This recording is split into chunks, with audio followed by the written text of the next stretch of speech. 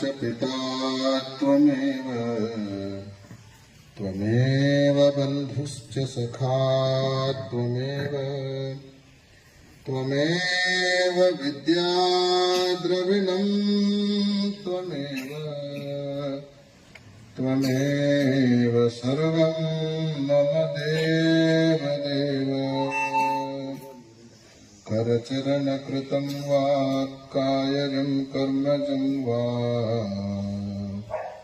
श्रवणनयनजं वा मानसं वापराधम्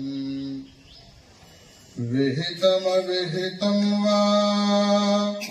सर्वमेतत्क्षमस्व जय जय करुणाब्धे